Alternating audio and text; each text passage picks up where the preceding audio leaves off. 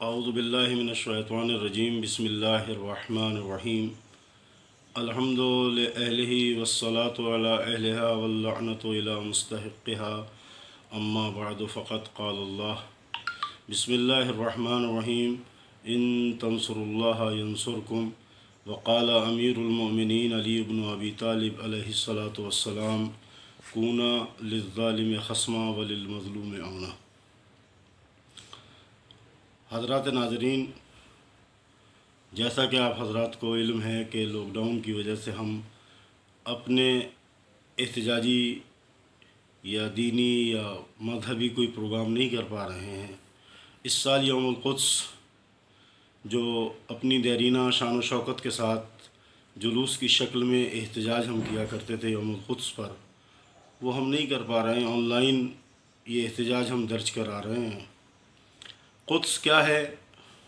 قرآن مجید کی آیہ مبارکہ ان تنصروا اللہ ینصرکم، اگر تم اللہ کی مدد کرو گے تو اللہ تمہاری مدد کرے گا۔ جناب امیر علیہ الصلاۃ والسلام مولا متقیان حضرت علی بن ابی طالب علیہ آلاف التحیات والثنا نے ارشاد فرمایا کونوا للظالم خصما وللمظلوم عونا۔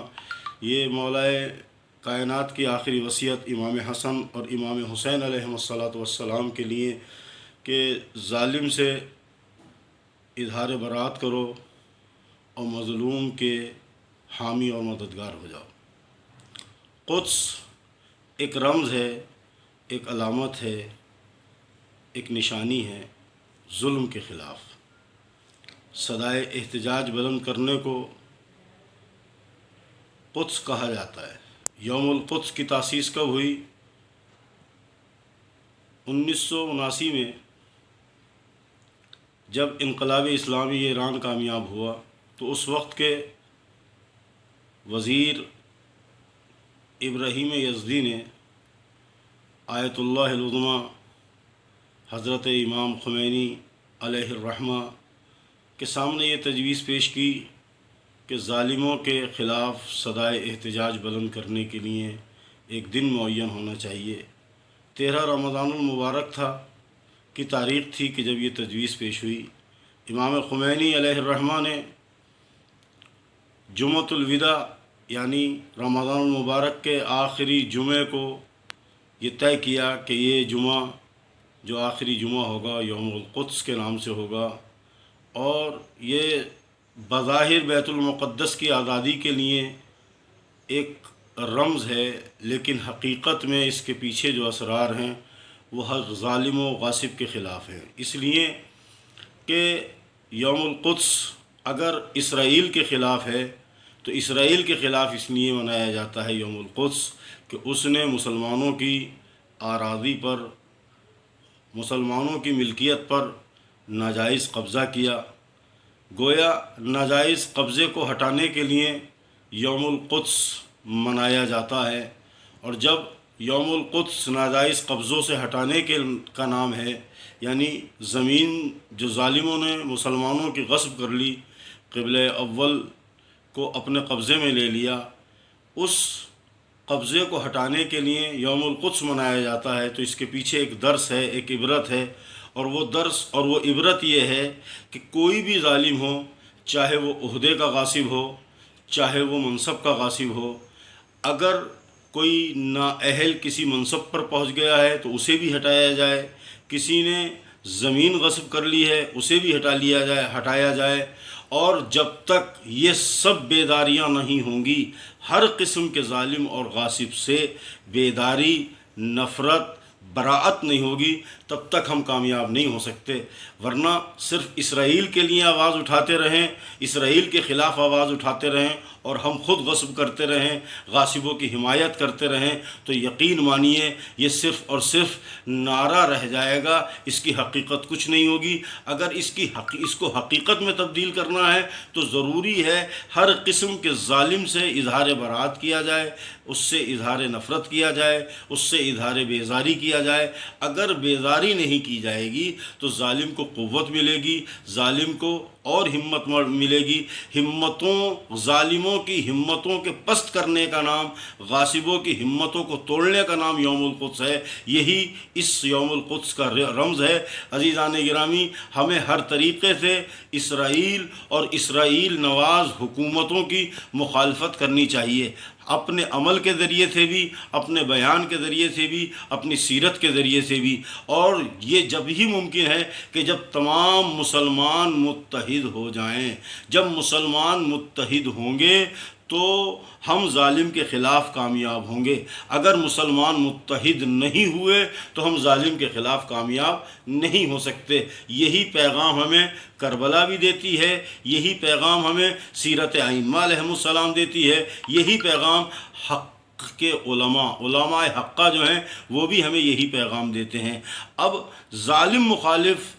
ظالموں کی جو اسلام مخالف قوتیں ہیں ان کی ہمیشہ سازش رہی ہے کہ مسلمانوں کو آپس میں لڑا دیا جائے، مسلمانوں میں تفرقہ کر دیا جائے، مسلمانوں میں انتشار کر دیا جائے، مسلمانوں کی صفوں کو چیر دیا جائے۔ اگر یہ متحد ہو جائیں گے مسلمان تو پھر ہمارا بول بالا نہیں رہے گا، ہمارے چرچے نہیں رہیں گے، ہمارا نام نہیں رہے گا۔ یہ اپنی کوشش میں کامیاب ہو جاتے ہیں مسلمانوں کو منتشر کر کے، مسلمانوں کو میں اختلاف پیدا کر کے۔ جیسا کہ تمام عرب ممالک خاموش ہو گئے، لیکن صرف اور صرف ایران ابھی تک قائم ہے، اور انشاءاللہ تا ظہور مہدی یہ ایران قائم رہے گا اس بات پر کہ ہم ظالم سے اظہار براءت کرتے رہیں گے، غاصب سے نفرت کرتے رہیں گے۔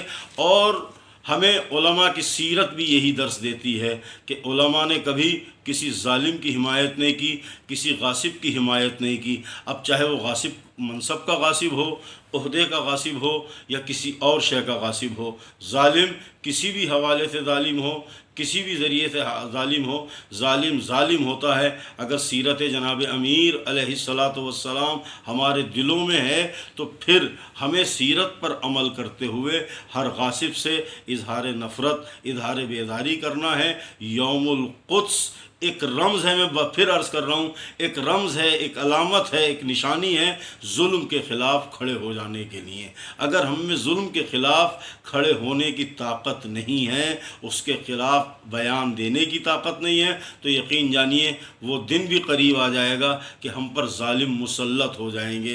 اور اگر ہم متحد ہو گئے تو دنیا کا کوئی ظالم ہم پر مسلط نہیں ہو سکتا۔ جب تک متحد نہ تھے جب تک ہم متحد نہ ہوں گے تب تک ہم منتشر رہیں گے، اور اگر متحد ہو جائیں گے تو ہماری طاقت، ہماری قوت، ہمارے حوصلوں سے ظالم ڈرتے رہیں گے۔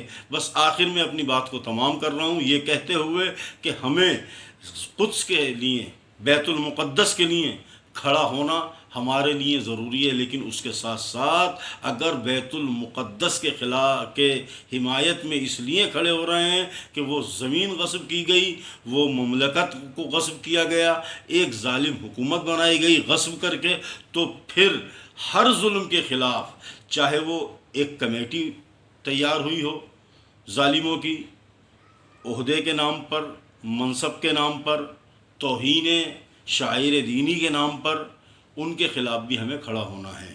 ظلم صرف یہی نہیں ہے کہ میں آپ کے ہاتھ مار دوں، آپ میرے ہاتھ مار دیں، غصب صرف یہی نہیں ہے کہ آپ میرے سے کچھ چھین کے لے جائیں، میرا کچھ لوٹ لیں، نہیں، بہت سے مصداق ہیں۔ یہ تو ایک صرف اور صرف مصداق ہے، بہت سے پہلو ظلم کے ہیں، بہت سے پہلو غصب کے ہیں۔